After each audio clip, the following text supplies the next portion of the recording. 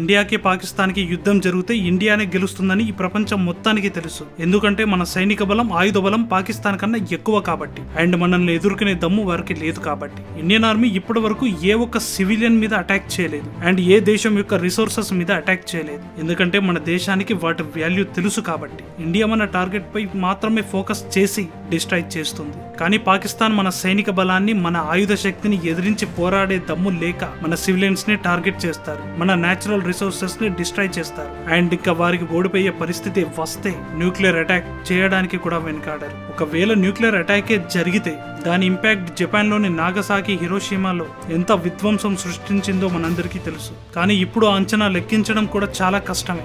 ఆస్తి ప్రాణ నష్టాలతో పాటు రేడియేషన్ ఇంపాక్ట్ తో వచ్చే డిసీజెస్, ఫ్యూచర్ జనరేషన్ లో వచ్చే మ్యూటేషన్స్ కూడా వర్ణనాతీతంగా ఉంటాయి. అసలు ఇండియా పాకిస్తాన్ మధ్య యుద్ధం వస్తే రెండు దేశాల బలగాలు ఎలా ఉన్నాయి, military forces, weapons, nuclear strength ఎలా ఉన్నాయో డీప్ గా డిస్కస్ చేద్దాం. ఇది కథ కాదు, potential reality. India versus Pakistan బలగాలను అంచనా వేయాలి అంటే, ఈ రెండు దేశాల మధ్య కంపారిజన్ స్టార్ట్ చేయాలి అంటే ఎమోషనల్ గా కాకుండా రియలిస్టిక్ గా చూడాలి. ఇండియన్ ఆర్మ్డ్ ఫోర్సెస్ లో యాక్టివ్ సోల్జర్స్ 14 లక్షల మంది ఉంటే రిజర్వ్డ్ సోల్జర్స్ 11 లక్షల మంది ఉన్నారు. ప్రెసెంట్ ఇండియా ఈ ప్రపంచంలో 4th స్ట్రాంగెస్ట్ ఆర్మీ స్టేటస్ ని మెయింటైన్ చేస్తుంది. ఇండియా ఫోర్సెస్ దగ్గర Rafale, Sukhoi 30 MKI, Tejas fighters, Arjun tanks, బ్రహ్మోత్సవ్ మిసైల్స్ ఉన్నాయి. నావీలో INS Vikramaditya, Scorpene submarines, aircraft carriers కూడా ఉన్నాయి. ఎయిర్ క్రాఫ్ట్ క్యారియర్స్ వల్ల పవర్ పెరిగింది. ఇక పాకిస్తాన్ సైడ్ యాక్టివ్ సోల్జర్స్ 6 లక్షల మంది ఉంటే రిజర్వ్ లో 5 లక్షల మంది ఉన్నారు. Mostly US based F-16, China based JF-17 fighters మీద డిపెండ్ అవుతున్నారు. ఇక ట్యాంక్స్ విషయానికి వస్తే China based all Khalid tanks ఉన్నాయి, అండ్ ఎయిర్ క్రాఫ్ట్ క్యారియర్ కూడా లేవు. ఓవరాల్ కంపారిజన్ చూస్తే Indian military fire power and టెక్నాలజీలో మ్యాసివ్ ఎడ్జ్ ఉంది. గ్రౌండ్ బ్యాటిల్ స్టార్ట్ అయిన 72 hours లో బార్డర్ టౌన్స్ లైక్ సియాల్కోట్, బెహవల్పూర్ లాంటి ఏరియాకి రీచ్ అవ్వడం చాలా possible. Pakistan economy already week లో ఉంది. అమో స్టాక్ కూడా లెస్ దెన్ 30 days మాత్రమే ఉంది. కాశ్మీర్ లో ఉన్న స్పెషల్ మౌంటైన్స్ ఇండియన్ ఫోర్సెస్ కి చాలా అడ్వాంటేజ్ ని తెచ్చిపెట్టింది. Satellite based surveillance, Heron and Predator drones, వీటి వల్ల ఇండియా అప్పర్ హ్యాండ్ లో ఉంది. ఎయిర్ సుపీరియారిటీలో ఇండియా 21,000+ ఎయిర్ క్రాఫ్ట్స్ ఉన్నాయి, కానీ పాకిస్తాన్ దగ్గర 13,000+ ఎయిర్ క్రాఫ్ట్స్ మాత్రమే ఉన్నాయి. Rafales versus F-16 dog fight లో ఇండియాకి క్లియర్ ఎడ్జ్ ఉంది. ఇండియన్ ఎయిర్ ఫోర్స్ కి అవాక్స్ సిస్టమ్ ఉండడం వల్ల ఎర్లీ డిటెక్షన్ ఈజీగా ఉంది. నావెల్ డామినెన్స్ చూస్తే అరేబియన్ సీలో ఇండియా 48 hours లో కంప్లీట్ కంట్రోల్ తీసుకోవచ్చు. Pakistan ports like Gwadar, Karachi naval blockade వల్ల పాకిస్తాన్ ఫ్యూయల్ ఇంపోర్ట్స్ హాల్ట్ అవ్వచ్చు. ఇక్కడ బిగ్గెస్ట్ క్వశ్చన్ న్యూక్స్.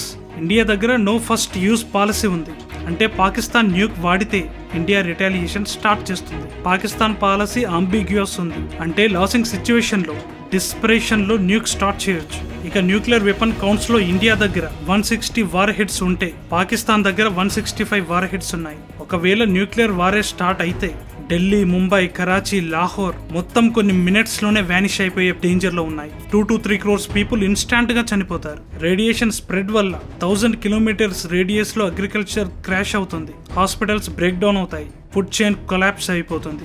ఆసియా మొత్తంలో 10 సంవత్సరాలకు పైగా కరువు వచ్చే ఛాన్సెస్ కూడా ఉన్నాయి. ఎకానమీ మొత్తం వైపౌట్ అయ్యే ప్రమాదంలో కూడా ఉంది. ఫినాన్షియల్ అండ్ రీసోర్సెస్ ఇంపాక్ట్ వల్ల ఇండియా GDP 1.2 trillion+ ఉండవచ్చేదని ఎస్టిమేట్స్ అంచనా వేస్తున్నారు. ఇక పాకిస్తాన్ ఎకానమీ కంప్లీట్ గా కొలాప్స్ అయిపోతుంది. స్టాక్ మార్కెట్ క్రాష్ అయ్యి రూపాయి వాల్యూ పడిపోయి అన్ఎంప్లాయ్మెంట్ మ్యాసివ్ గా పెరిగిపోతుంది.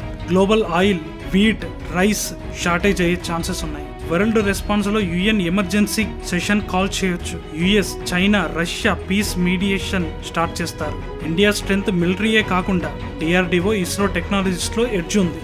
అండ్ యంగ్ జనరేషన్స్ వల్ల ఫాస్ట్ రికవరీ కూడా పాసిబుల్ అయ్యే ఛాన్సెస్ ఉన్నాయి. Stronger economy, backbone and diplomatic support ఇండియాకి మేజర్ అడ్వాంటేజ్ గా ఉంది. పహల్గామ్ అటాక్ తర్వాత ఇండియన్ లీడర్షిప్ ఇమ్మీడియట్ గా యాక్షన్ తీసుకుంది. ప్రైమ్ మినిస్టర్ మోడీ గారు high level security meeting conduct చేసి సర్జికల్ స్ట్రైక్ ఆప్షన్స్ డిస్కస్ చేశారు. ఇంటెలిజెన్స్ రిపోర్ట్స్ ప్రకారం few terror camps already drone strikes and covert ops వల్ల డిస్ట్రాయ్ చేశారు. పాకిస్తాన్ లీడర్షిప్ యునైటెడ్ నేషన్స్ లో కంప్లైంట్ ఇచ్చారు, కానీ ఇండియా సైలెంట్ గా బార్డర్స్ లో సెక్యూరిటీ అండ్ రిటాలియేషన్ ప్లాన్ చేసింది.